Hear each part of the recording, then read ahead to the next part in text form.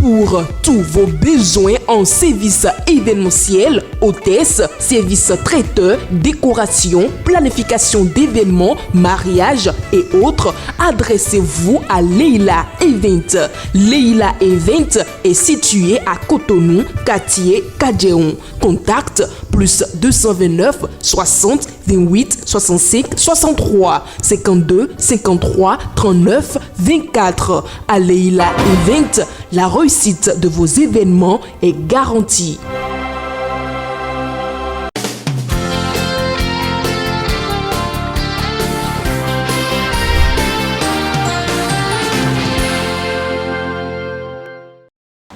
Vous êtes bel et bien sur votre émission matinale Le meilleur réveil pour le compte de ce mardi 2 juillet 2024. Bien le bonjour à tous et bienvenue dans votre émission matinale. Pour la toute première rubrique de cette émission, Shamsuddin Badarou est déjà dans ce studio. Il est avec nous pour l'exercice. Shamsuddin Badarou, bonjour.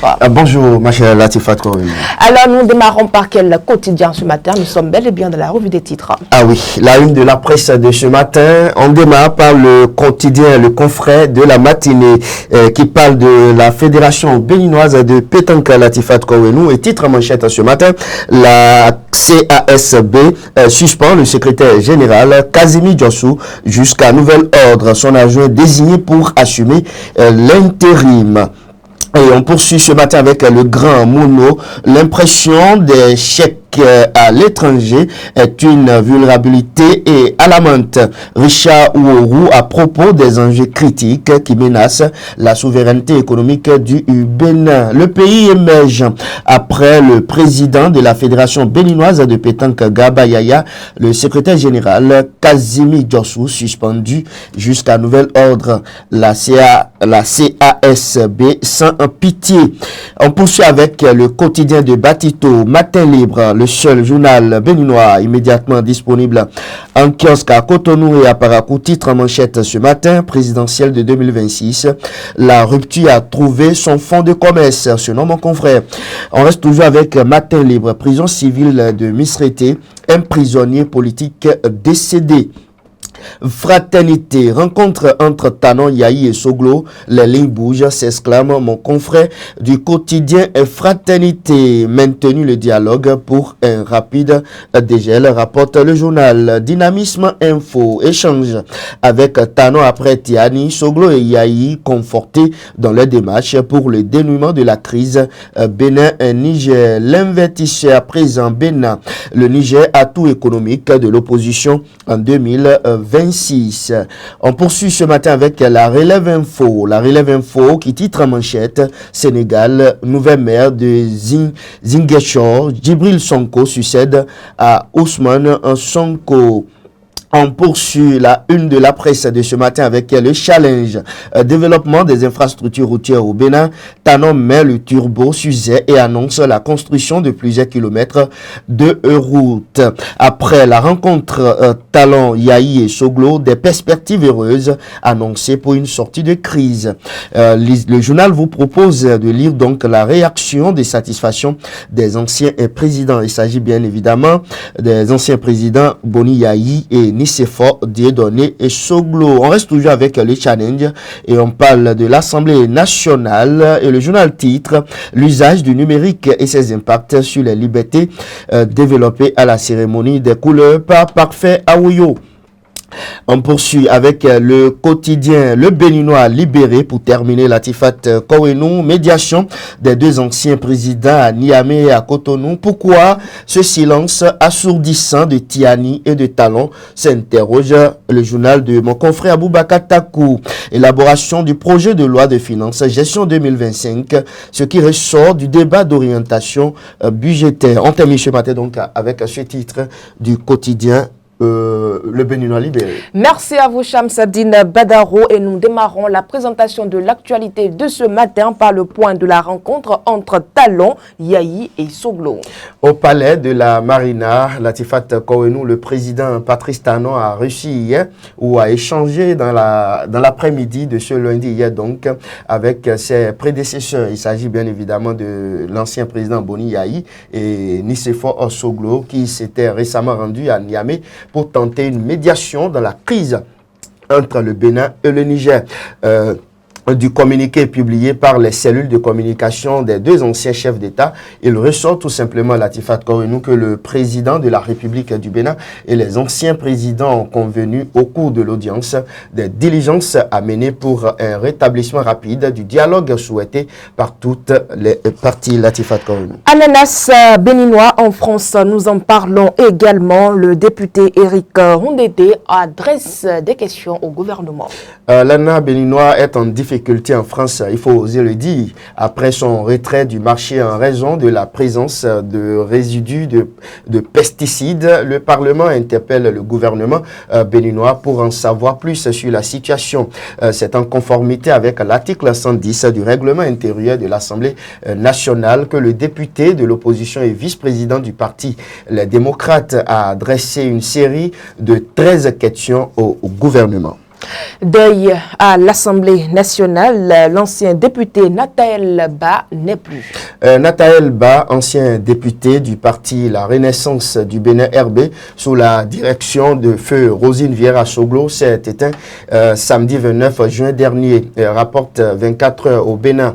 Le regretté député a joué un rôle clé au sein de la RB, ayant notamment occupé le poste de secrétaire général du parti. Il a été membre de la 3e législature, c'est-à-dire de 1999 à 2003. Latifat Korinou, il faut ajouter que, apportant sa contribution à l'élaboration des politiques et des lois au Parlement béninois avant son passage à l'Assemblée nationale, Nathaël Ba a également exercé en tant que directeur de cabinet au ministère de l'Intérieur, de la Sécurité publique et de l'administration territoriale. À l'époque, sa carrière politique et administrative a été marquée par son engagement envers le service public et son dévouement à la démocratie au Bénin. Repos éternel donc à l'âme de l'ancien député Nathaël Ba.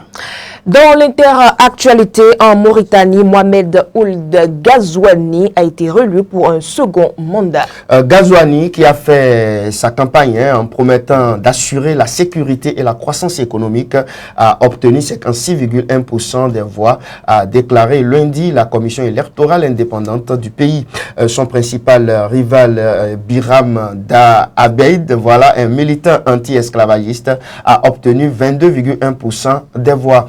Il a rejeté les résultats partiels annoncés dimanche et les a qualifiés de frauduleux. Le taux de participation a été de 55% des 2 millions d'électeurs éligibles, a déclaré la commission. La Cour constitutionnelle du pays va maintenant examiner le nombre de voix et annoncer les résultats définitifs sans que l'on sache exactement quand cela se produira. Latifat Korinou.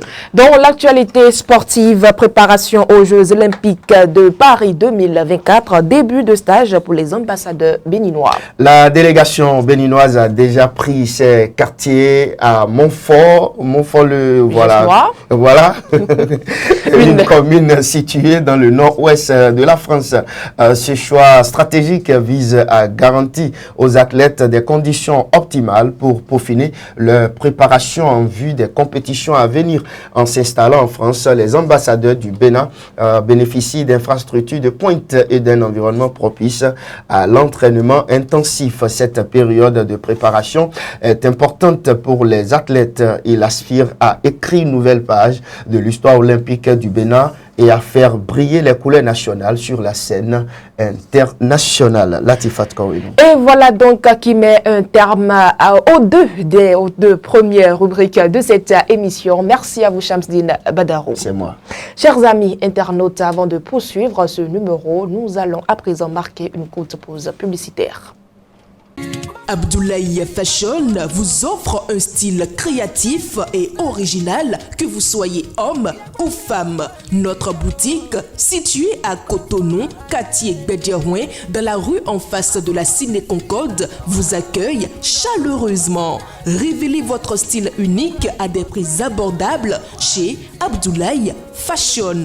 Contactez-nous au plus 229 97 09 40 114. Les portes de la mode s'ouvrent pour vous chez Abdoulaye Fashion.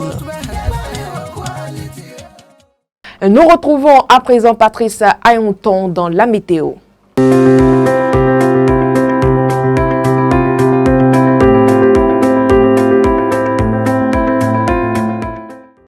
Amis internautes de Guéré TV Monde, bonjour. Développement d'orage et quelques fortes averses dans la ville capitale ce matin à Porte-Nouveau. Ce matin, nous aurons une température de 26 degrés Celsius et le vent oscillera dans les alentours de 15 km par heure.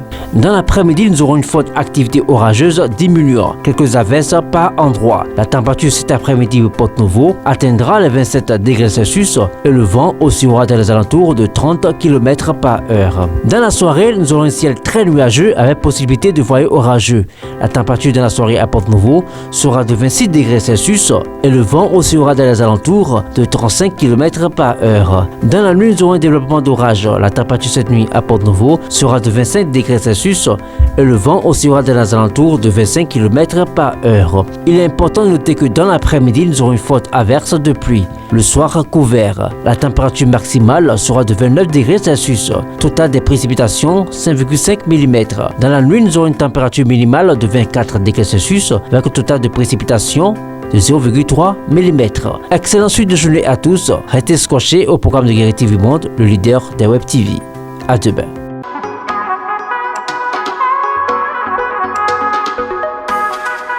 Le décollage, c'est le programme qui est prévu pour vous, chers amis internautes, demain, mercredi 3 juillet 2024. C'est un programme cirque qui aura lieu sous la paillote de l'Institut français du Bénin. L'entrée, elle est juste libre et gratuite et c'est à 16h00. Cette création raconte l'histoire d'un jeune entrepreneur qui est déterminé à se construire, à se donner tous les moyens pour y arriver. Sur son chemin, il rencontre des difficultés, des échecs et des mésaventures. Il commence hélas par se décourager, puis lâche prise et se retrouve dans la désolation totale. Soudain, il reçoit une aide providentielle et commence à reprendre espoir et réactive en lui cette flamme de détermination. Dans cet élan, il s'arme de courage et franchit tous les obstacles qui se dressaient devant lui et arrive afin d'atteindre son objectif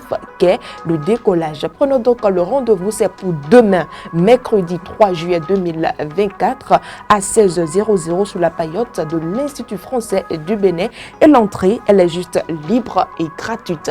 Voilà tout pour la note culturelle de ce jour. Chers amis internautes, nous retrouvons Fauzia Sefou à l'instant dans la rubrique santé et bien-être.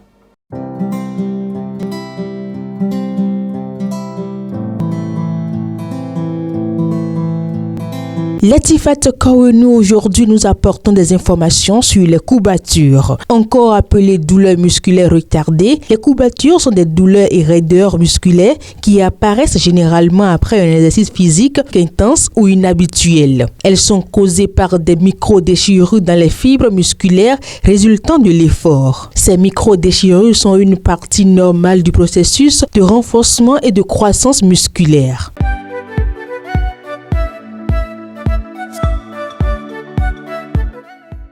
Les symptômes des courbatures incluent douleur musculaire, une douleur diffuse qui apparaît habituellement entre 12 et 24 heures après l'exercice, atteignant son pic après 24 heures à 72 heures. Raideur musculaire, une sensation de rigidité dans les muscles affectés, rendant les mouvements plus difficiles. Sensibilité au toucher. Les muscles peuvent être sensibles ou douloureux au toucher. Diminution de la force, une perte temporaire de force dans les muscles touchés. Enflux, parfois une légère enflux peut être présente.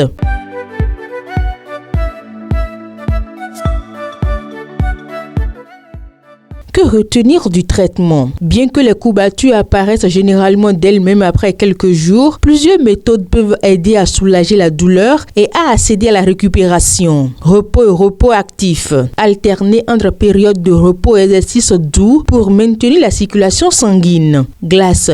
Appliquer de la glace sur la zone douloureuse pour réduire l'inflammation. Chaleur. Après les premières 24 à 48 heures, utiliser des compresses chaudes ou prendre des bains chauds pour détendre les muscles. Hydratation. Boire beaucoup d'eau pour éliminer les toxines et faciliter la récupération. Étirement doux. Pratiquer des étirements légers pour améliorer la circulation sanguine et réduire la raideur. Massage. Les massages peuvent aider à soulager la douleur et améliorer la circulation sanguine. Anti-inflammatoire. Prendre des anti-inflammatoires non stéroïdiens comme ibuprofène peut aider à réduire la douleur et l'inflammation. Aliments à éviter. Certains aliments peuvent exacerber l'inflammation et ralentir la récupération. Voici quelques exemples à éviter. Sucre raffiné. Les aliments riches en sucre ajouté peuvent augmenter l'inflammation. Graisses saturées. Les graisses saturées trouvées dans la viande rouge et les produits laitiers riches en matières grasses peuvent contribuer à l'inflammation. Aliments transformés. Les aliments hautement transformés riches en additifs et conservateurs peuvent ralentir la récupération musculaire. Alcool. La consommation d'alcool peut déshydrater le corps et interférer avec le processus de récupération. Caféine. En essai, la caféine peut contribuer à la déshydratation. En conclusion, les coups battus sont une partie normale de la réponse du corps à l'exercice. En comprenant les symptômes et en adoptant les stratégies de traitement appropriées, vous pouvez minimiser l'inconfort et soutenir une récupération rapide. Limiter certains aliments peut également aider à réduire l'inflammation et favoriser une récupération optimale. Merci de nous avoir suivis. À demain. L'interview matinale de ce 2 juillet 2024, c'est tout juste après cette pause. Toutes les activités payées au service commercial de Guérit TV Monde seront désormais publiées gratuitement dans les colonnes du quotidien La Guérite. Pour plus d'informations, appelez le 00229 91 19 10 10. Guérit TV Monde, le leader des Web TV.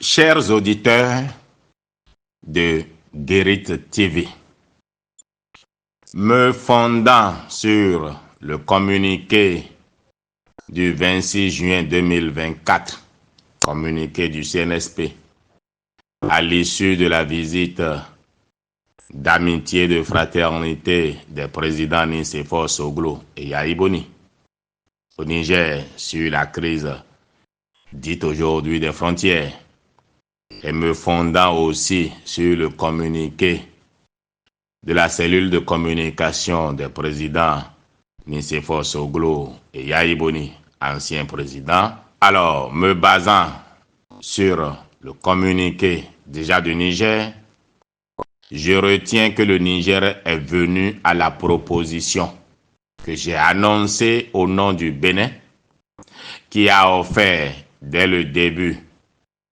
une commission internationale aux besoins pour que les Nigériens puissent voir qu'au Bénin, il n'y a aucune base dont la vocation est de les attaquer. Je salue donc l'initiative des anciens présidents Soglo et Yahi Boni au Niger, ce qui semble-t-il satisfait l'exigence politique des autorités du Niger.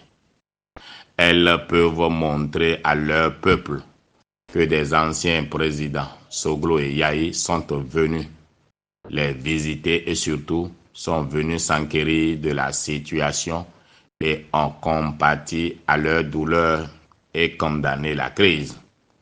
Elles peuvent aussi présenter la doléance de normalisation comme une demande des anciens présidents Soglo et Yahi. Personne ne perd la face finalement. Je crois, oui, que l'initiative des deux présidents est à saluer. Je vous ai toujours dit que la fermeture de la frontière de Gaïa est un besoin politique pour le CNSP. Bravo au CNSP qui fait aussi montre de réalisme. Bravo au général Abraman Tchani qui fait montre de leadership. Maintenant que les communicants et autres journalistes au Bénin fassent profil bas. Je voudrais aussi, me fondant sur le communiqué de la cellule de communication des deux anciens présidents, dire bravo au président Patrice Talon qui a réitéré, renouvelé sa disponibilité à calmer le jeu sa disposition à ce qu'une commission se mette en place qui travaille à la normalisation de la situation et surtout à rassurer les Nigériens que le Bénin n'a aucune vocation à les attaquer. Tout est bien qui semble vouloir finir bien.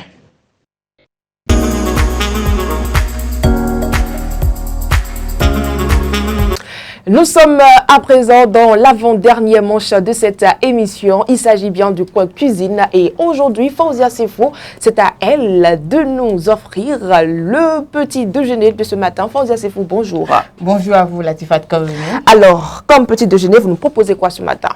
Alors, comme petit déjeuner, je vous propose du riz au gras. Du riz au gras, accompagné de la viande. De la viande? Bien sûr. Non, c'est naturellement quoi, oui, de la viande. Oui, de la viande. Ok, pour la préparation. Alors, Latifat Kaveni, pour la préparation, on aura besoin du riz, voilà, des condiments, tomates, piments, oignons, de la viande et puis des épices, de l'huile. D'accord.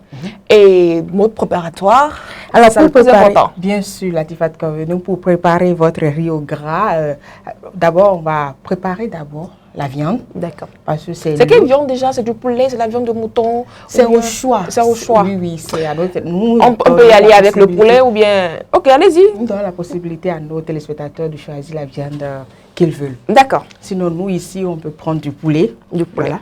On met notre poulet au feu dans une marmite et puis on mélange avec de l'épice. Oui, de l'assaisonnement. De l'assaisonnement, voilà. Et puis on laisse cuire pendant, disons, 20 à 25 minutes. D'accord. Et quand c'est prêt, on descend et puis après on fait frire. Ok. Et c'est l'eau... l'eau de la viande qu'on utilise maintenant pour pouvoir faire le riz au gras. D'accord. Voilà, on met le riz sur le feu, on ajoute l'eau de la viande et puis on ajoute les condiments écrasés préalablement. Voilà, et puis on ferme, on laisse cuire pendant au moins 20 minutes. D'accord. Voilà. Et toutefois, on surveille le riz pour que ça ne se grille pas. Ça ne se brûle pas. Oui, surtout que quand on finit de faire le riz au gras, quand vous finissez de préparer votre riz au gras, vous finissez de manger. Bon, peut-être que vous n'avez pas fini toute la marmite le même jour, mais le lendemain, on récupère cette marmite. Je ne sais pas si vous connaissez cette astuce-là. On récupère la marmite, on remet au feu et on met un peu d'eau juste pour racler le fond de la marmite parce que cette partie de la marmite est plus délicieuse que le riz au gras. N'est-ce pas? Ça, c'est vrai. Oh là là. On voit que vous êtes une ancienne. De toute façon, on préfère même manger le fond de la marmite du riz au gras plutôt que le riz au gras même. Parce que tout le goût se retrouve dans le fond de cette marmite. Alors, merci à vous, Fauzia Sefo, pour cette recette. Je considère cela comme un déjeuner, un riz au gras à faire au poulet. Et voilà donc ce qu'elle nous propose ce matin comme déjeuner. Chers amis internautes, la dernière manche de votre émission, tout de suite.